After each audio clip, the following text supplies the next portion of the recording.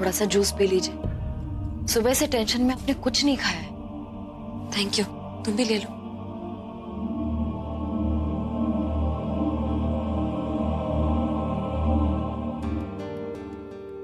वैसे जूस तो आलिया और तनु को भी देना चाहिए ना, हालत तो उनकी भी खराब हो रही होगी।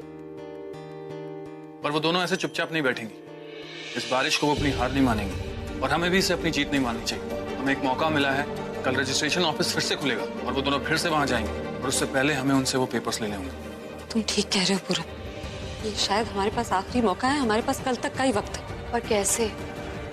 हमें तो अब तक ये भी नहीं पता है कि पेपर्स रखे कहाँ हैं। घर में है पेपर्स या बाहर है? जब तक पता नहीं चलेगा हम ढूंढेंगे कहाँ? दिशा, मैंने तुमसे कहा ना, वो आलिया इन पेपर्स को लेकर किसी पे भरोसा कर ही नहीं सकती। पेपर्स का इस घर से बाहर होने का सवाल ही नहीं उठता। वो इसी घर में है और उन दोनों के ही पास है और हमें किसी भी हाल में उन दोनों से वो पेपर हासिल करने हैं। पूरब, मुझे लगता है ना, हमें उसी प्लान पे चलना चाहिए। बस इस बार सिर्फ आलिया को ही नहीं, हम तनु को भी बेहोश कर देंगे। उस प्लान में खतरा है। पिछली बार जब दिशा ने आलिया को बेहोश किया था तो उसकी हालत खराब हो गई थी और इस बार अगर तनु भी होगी तो खतरा डबल हो जाएगा। लास्ट टाइम तो मैंने घबराहट में वो काम कर दिया था, पर इस बार अगर वो दोनों होंगे तो मेरा डर भी डबल हो जाएगा। पूरा एपिसोड देखिए ZEE5 पर।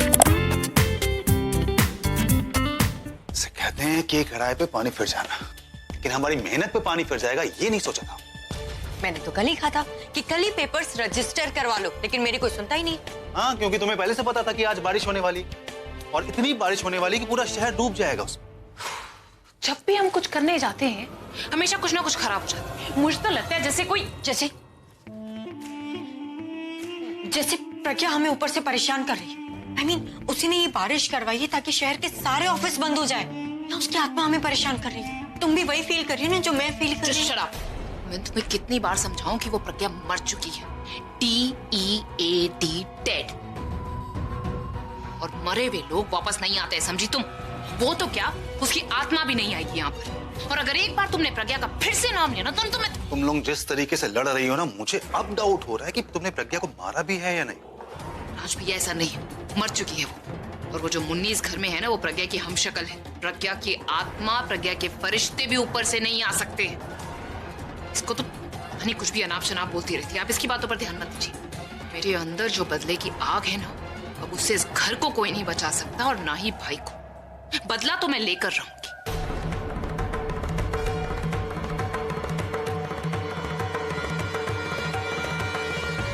क्या बताएं तुम दोनों को, एक ठो मुसीबत से निकलती नहीं हो, दूसरे में घुस जाती। सनी भारी है तुम दोनों का, और आज तो एकदम तुम दोनों का काल ही आ गया है। हाँ, काल? तुम दोनों के सारे काले कारनामों के कच्चा चिट्ठा खोलने काल, साक्षात यमदूता।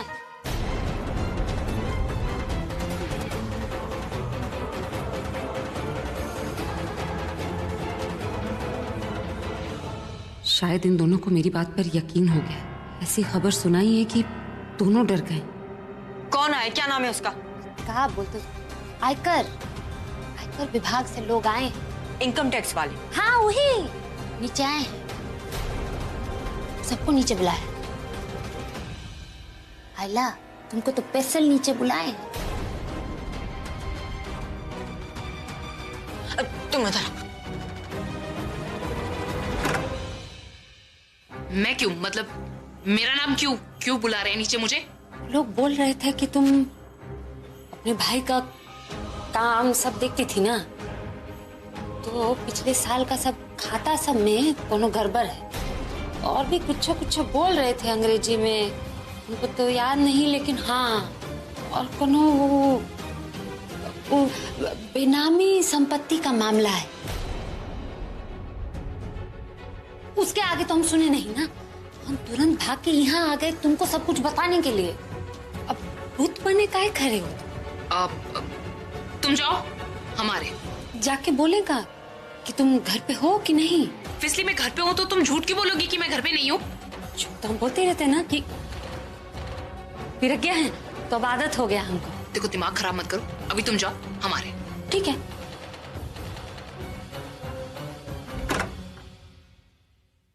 मुन्नी भी ना हमें ताना मारने का एक मौका नहीं छोड़ती। तुम उसकी छोड़ो, इस प्रॉब्लम से बाहर कैसे निकलना है पहले ये सोचो।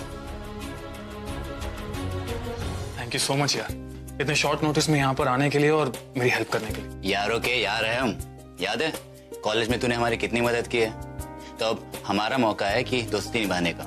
अच्छा बोल कि तूने हमें इस कमरे में क्यों बुलाया? अरे हाँ, मैं तुझे ये बताने के लिए लाया था कि यार वो आलिया है ना, उससे थोड़ा बच के रह।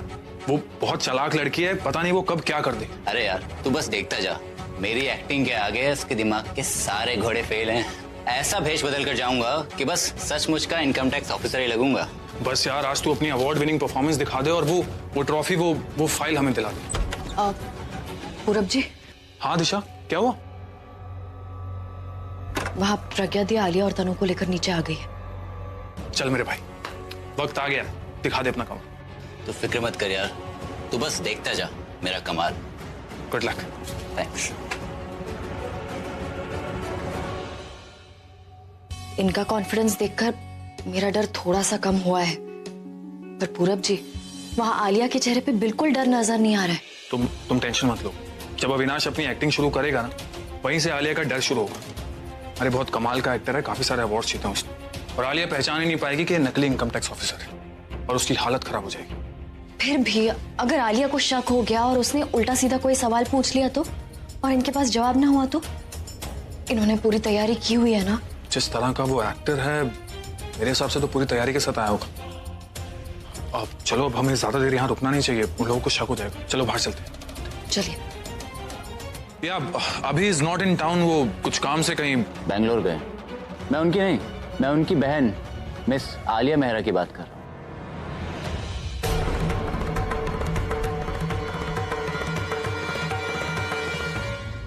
मैं हूं Alia Mehra.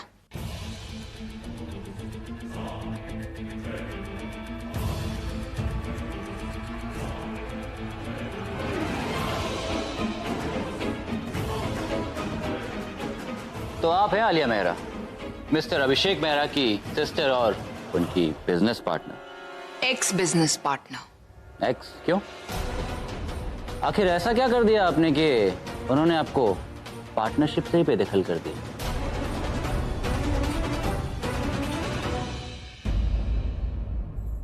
It's none of your business.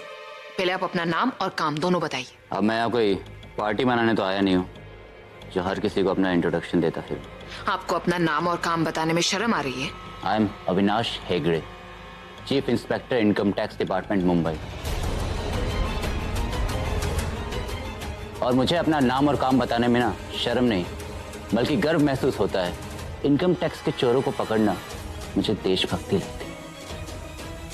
मुझे ऐसा लगता है जैसे मानो मैंने अपने देश के लिए कुछ किया। देशभक्ति के बारे में बातें करना और फीलिंग्स रखने का मतलब ये नहीं है कि आप बहुत बड़े देशभक्त हैं। और आप ऐसी कैसे यहाँ पर आकर, ऐसे तो कोई भी बोल सकता है। कल को मैं भी किसी के घर में जाकर बोल दूं कि मैं चीफ इंस्पेक्टर हूँ। आपका कोई आईडी है, कोई सर्च वारंट है तो दिखाइए मुझे। आप मेरे काम में रुकावट डाल रही हैं। पाटिल, जरा इनके कमरे की तलाशी तो लेना, देखना शायद हमारा काम जहां से शुरू हुआ शायद वहीं खत्म हो जाए। मैंने बोला ना, मैं ऐसे ही किसी को अपने कमरे में नहीं जाने दूंगी।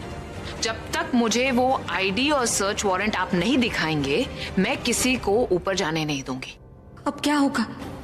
ये नकली आईडी और वारंट बना के लाया है या नहीं लाया होगा तो ये सब खत्म हो जाएगा। कांस्टेबल मीरा, जरा समझाइए इन्हें कि सरकारी काम में दखल डालने का नतीजा क्या होता है। चलिए मैडम, पीछे हटिए। हाथ मत लगाना मुझे। हाँ, वो सब ठीक है। साहब को अपना काम करने दो। हटो इधर से। साहब कोई बोल रही है तुम्हारे। जब तक आईडी नहीं दिखाएंगे या जब तक सर्च वारंट नहीं दिखाएंगे, ये आगे नहीं जा सकते। समझी तुम? तेरे को हिंदी नहीं समझ में आती क्या? कब से आईडी लगा के रखा है? चल हट इधर से। बोला ना हाथ नहीं लगाना। कितनी बार समझाओ?